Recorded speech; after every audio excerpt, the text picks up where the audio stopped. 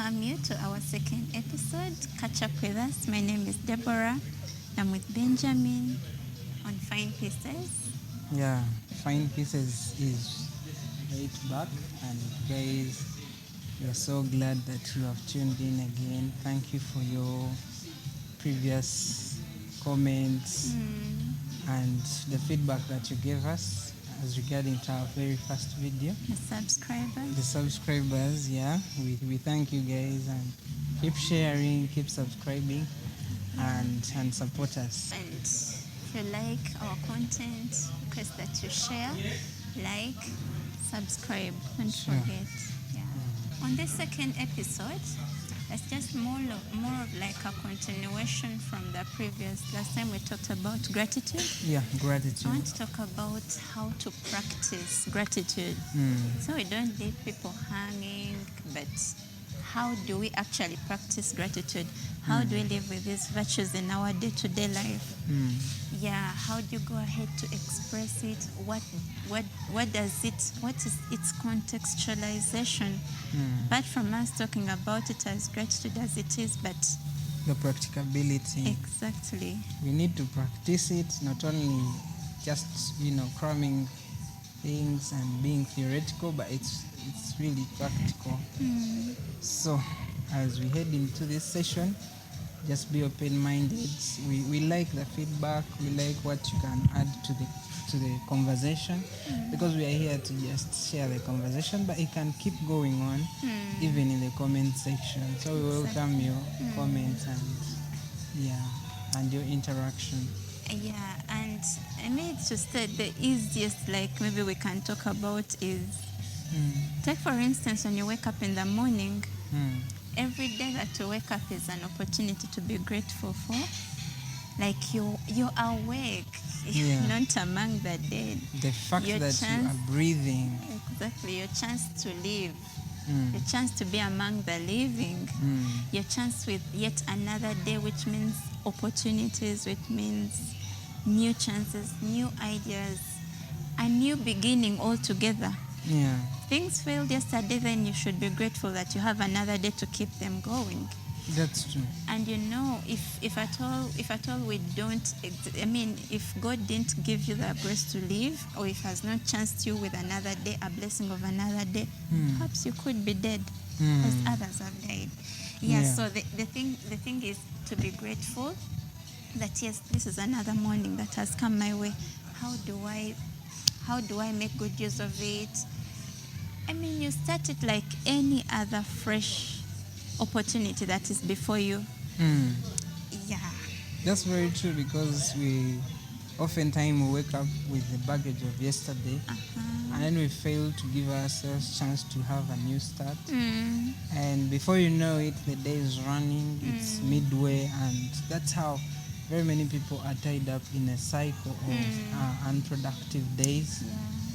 And you know one thing that starts you positively thinking about your day is gratitude. Gratitude, sure. So if you're grateful that this is another day, it gives another kind of energy altogether.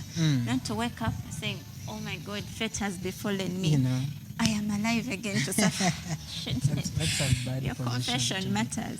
So when you are grateful, it switches your mind to the positive side of things. The things didn't work out, you're just grateful that this is going to work out. That's How true. it's going to work out, you don't know, but the attitude you set to it is going to set the whole tone of the day. True. So, yeah. Sets the pace. Exactly. And adding to that, I believe that even being, everyone has their way of practicing gratitude.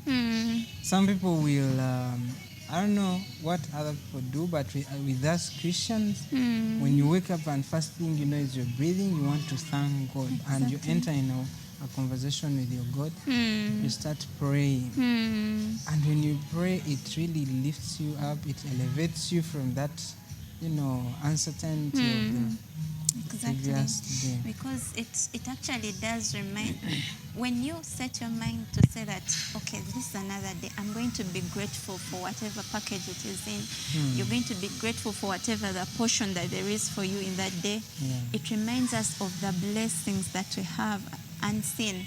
Because sometimes okay, it's human that we tend to focus more on what we don't have, what we are lacking, what we are setting ambitions on, and in most cases we get so lost into that world that we forget that there are things that we have. Are we grateful for them? And start with the simple things like we are talking about that way. So if we're able to recount the blessings that we have in our lives, the fact that you're alive, you're mentally okay, God has given you a chance to live, you have your brains working normal, and you're thankful for that, trust me, everything sets the tone for how your day will go. And so, and our viewers, I want to project it also this way, that every time you wake up, you have a coin, and on that coin it has two faces. So you have to examine that energy that you are feeling at that moment. If it is good, focus on that side of the coin. But if it is bad, flip the coin and see. Yes, you're feeling bad. Yes, you're feeling demotivated. But flip the coin, you will see a lot of good things and on the other side. Speaking more of that, it helps us to recognize shifting our mind from what is wrong to actually what is right, which is the greatest aspect that fosters contentment. Sure. So when contentment sets in and you're like, this is me waking up today, regardless of how ambitious you can be, the fact that yes, you appreciate what you have that particular morning, and you set the positive attitude to pursue your goals, and you're contented that, okay, this is me starting, this is me aspiring for greatness, this is me doing. So it gets your mind off from thinking about, oh, this one is greater than me. Oh, this one has more than me. Oh, I am so unlucky. And those things haunt people so much. Some people even come out and they confess, yet our confessions really matter a lot. But when we set that, when we get the tone right, when we get the starting of things right, I think we are good to go in that way. The thing we want to number one was starting a day with a positive attitude. The other thing is acknowledging that the goodness, every goodness that is therein to behold, is something that we have to cherish and not to ignore. You know, sometimes when you're not grateful for something, you only recognize its value when it has left you. So when you don't acknowledge the good that you have and you don't cherish it, you don't nourish you're putting it in a risky position. You're putting it in a risky position that it will actually go away. That's right. It will eventually run away and go. I've noticed that whenever I am about to buy a new phone, and I get this new phone and I still have the old one, it usually gets to fall down and crack. Why? Because I start to look at it as, it's old. I'm focusing on the new one. So it speaks to me a lot about where you're, like, what you're valuing, what you're setting your mind on. So there's something you're ignoring, perhaps, which is precious. But not until you throw it down, then you realize you've screwed up. The aspect of acknowledging the goodness in something is also backed up by scripture. When you read 1 Thessalonians chapter 5, verse 18, it says, in everything give thanks. Give thanks. Because this is the will of God. Shifts our minds to understand that, do you know what everything means? It actually brings us to everything is everything. Everything is everything, good or bad. It goes ahead to say it is the will of God. Would you say, does God will bad for me? In other words, God that will good scripture for me? shows that complaining is sin. Yeah, and it shouldn't be a part of our Christian journey. Interesting. So when you get to have this aspect of, this has happened to me, good or bad, it is the will of God. I just have to be thankful. Because in most cases, okay, we may cast the bad that comes our way, but it is for a good lesson. Exactly. There's an underlying factor. There's an underlying factor to it, and it may be of good, like it could be one thing that's going to catapult you to something greater that you never imagined. So you don't despise the bad, but you look at it and say, okay, this has happened. Yeah, where is the opportunity? Where is the opportunity therein for me? And even the good, the same way you look at the good is the same way you look at the bad. And this all comes back to the mindset. Yeah. So if you start your day with a positive attitude, you know, I'm going to win. I have this. I'm going to do I this. got it. Yes, and God has got me covered. Good or bad coming my way, I'm going to make it through.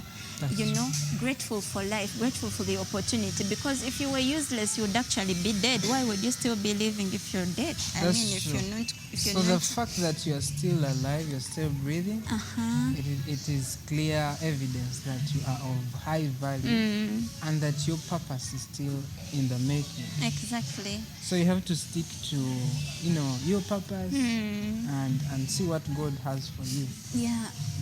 And you know, when you talk about gratitude, like how would we define gratitude? We could call it like it's a positive response to experiencing God's goodness and grace. Okay? A Nice. positive response. Positive Yes, response. to experiencing God's goodness and grace. That once we realize that God is working in our lives, you show gratefulness in how you live, gratefulness in how you interact with others. You see, the greatest experience, and I keep wondering why Job had to go through whatever the suffering that came. But if Job had the understanding that this was a situation that started between a conversation that God had with the devil, and then God gave him permission to go and inflict him all that kind of thing. And I mean, he would say, I know my God won't let me.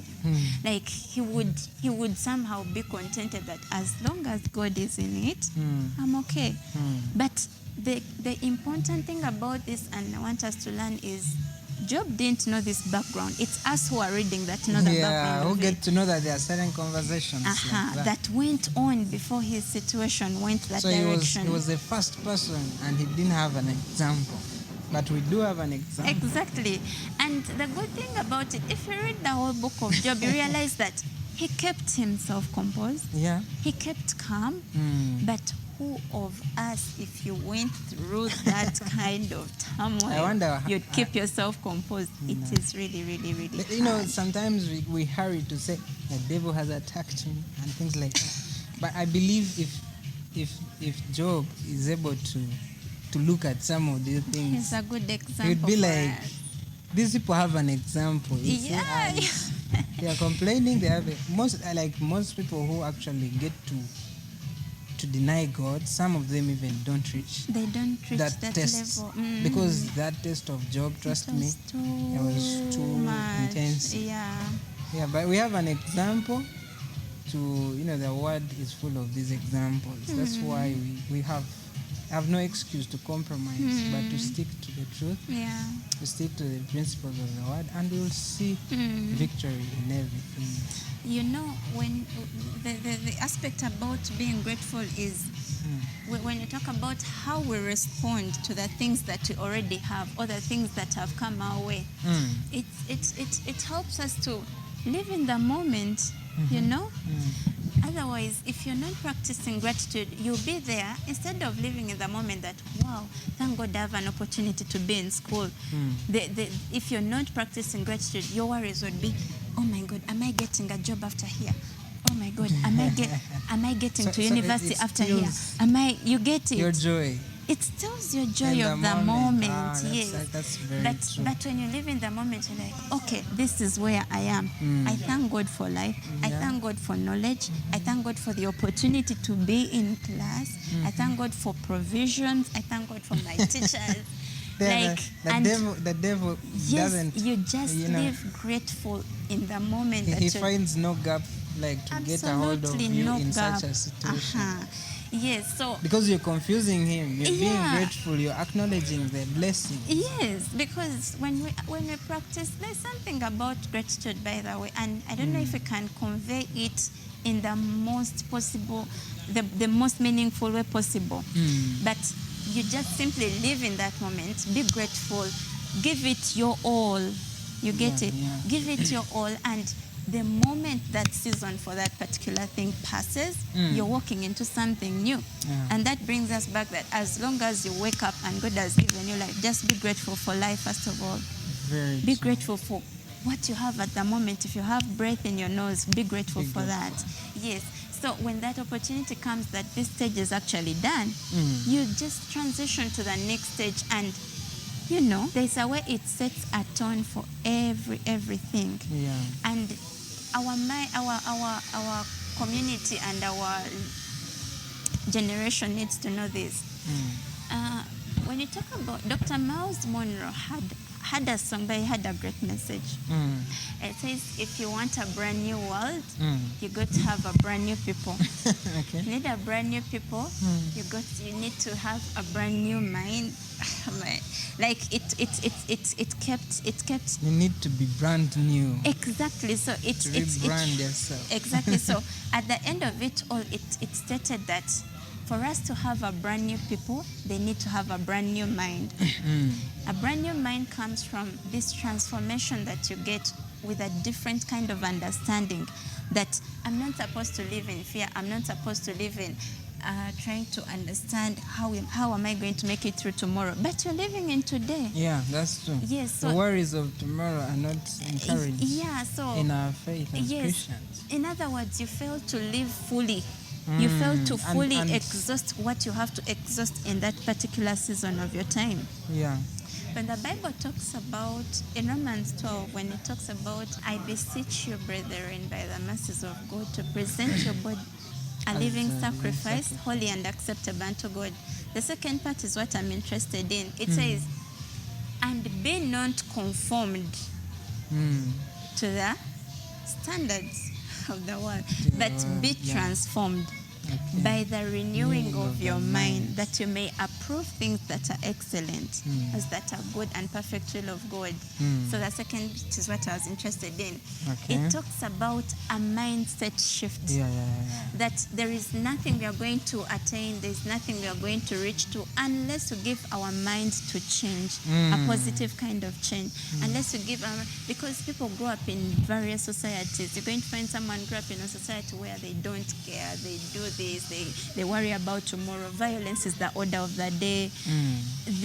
They don't see a reason for living. Exactly. And they take it on as and they just normal. carry it on. Yes. And these are the same people we come to interact with in a daily basis. So with this, how do you blend in? How do you come and blend in with the people that you find and those kind of things? Do you know one thing I like? I like the fact that we all have the opportunity to self-discover and to be self-aware and, accept and acknowledge things that went wrong in your childhood. Doesn't matter who was involved. Yes. Yeah, how they were important to you. Just be at that place where this was not right. Yes. I cannot take on this, though it was done by my guardian, by the people around, my relatives, but I would want something better than this. That. So if you reach at that level of diagnosing your issue, childhood, your problem, your trauma, and then there it's like you started opening up your mind for a shift, like you were saying. So if anything positive comes your way, you don't resent. You don't resent it. Talking about the same is the fact that you be there, and the underlying factor of what you're talking about is this person has acknowledged that there is something better they can strive for. And then they have also acknowledged that there is a better life. There's something better, or there's something different from what I grew up seeing. Yeah, sure. So when you acknowledge that, it shows that, yes, you're an aspirant for change. You're an aspirant for something that's much way better than what you grew up seeing. And in most cases, when you find people who have made it through, people who have come out of that, people who have come out of their backgrounds and they have refused their backgrounds to define them, that is that are going to come out and they have stories to tell. Yeah, so you don't have to settle down and say, oh, you know what, this is what I've grown up seeing, this is what I have known, and it will be very... You don't have to cage yourself. You don't have to cage yourself, and it will be very detrimental if you carry it to the next generation.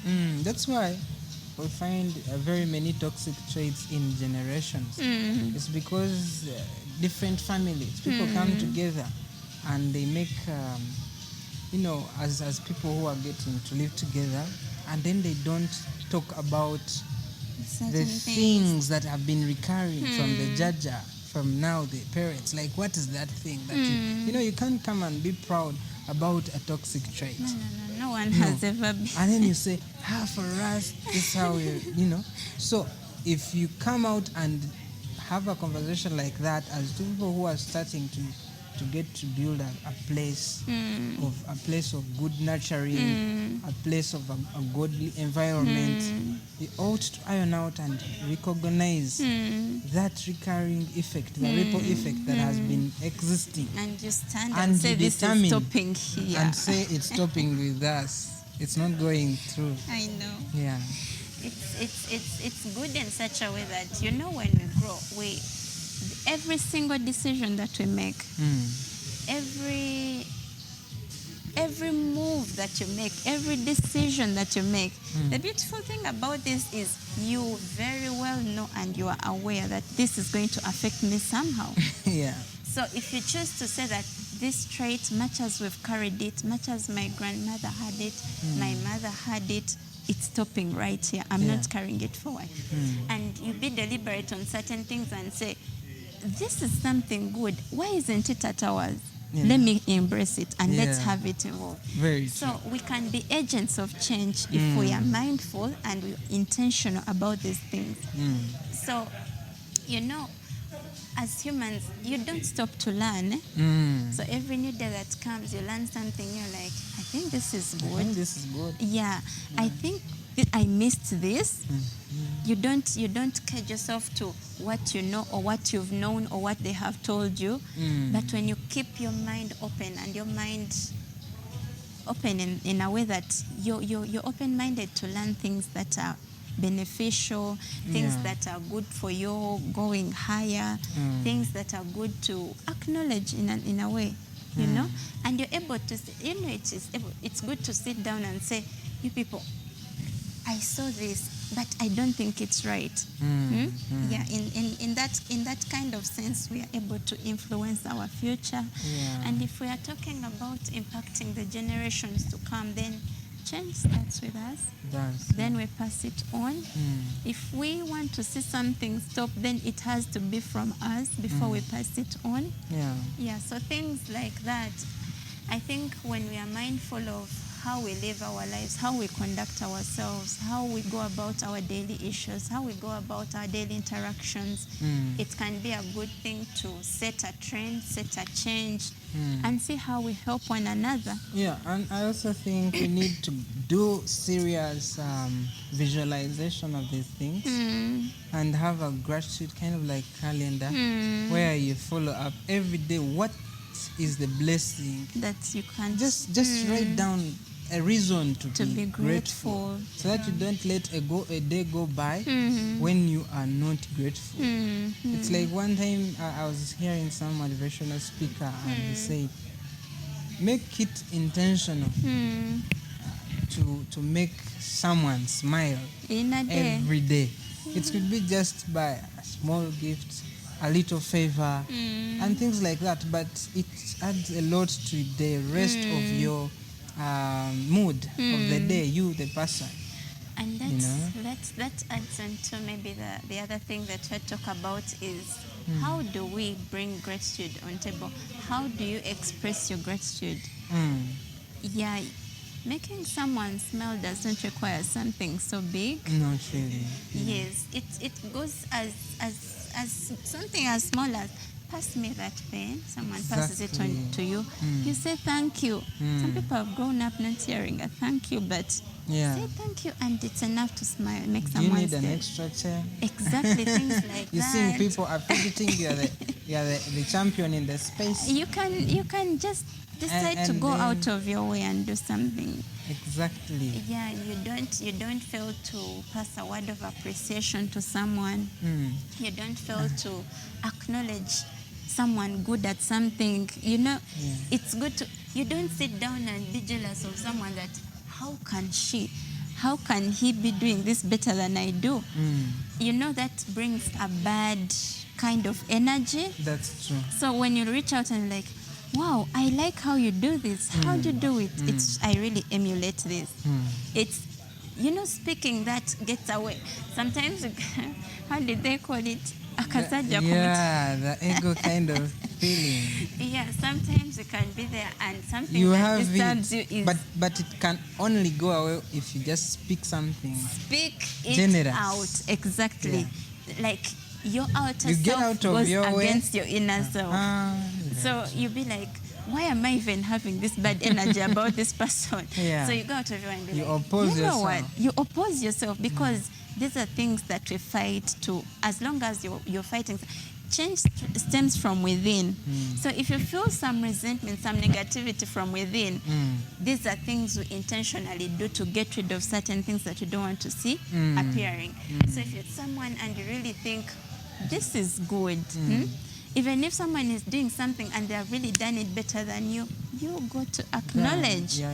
You say, wow, I liked how you did this. Good job. Keep it up. You Can know, you show me it's how very- you did it? I want to say that for me, it comes from a point of not being confident and not having purpose. If you look at someone doing the same thing as you and you feel they are a threat, because in innovation, you don't come up with something just like the other person. To begin with, the reason why somebody feels that way is because they did not innovate around a subject. Okay. They just maybe copy pasted, unless the reason they want to feel as if it's a competition. But if you know you are very innovative, anytime you can scale up your idea, anytime you can, you will not feel like somebody is a threat, but you look at it as an opportunity for partnership and Good then one. other collaboration and things like that. And get, Because they have their that strengths. exactly now when the point of strength comes in is the fact that you could be restricted and be like, this is my thing. Yeah. This person is doing it better, but if that brain comes in and drops a dot into what you're having, it's much, it can become something greater than you thought, True. Yeah, so it's not okay to restrict yourself and feel like this one can't add anything to me. Manya, this one can't say anything to me. Manya, I can stand on my own. There are certain energies that don't actually have to.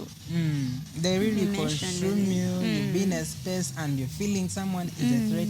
That person is not minding at all about you, but you are feeling so heavy. So, and a simple act of generosity towards that person could set you free from that bondage. Sure.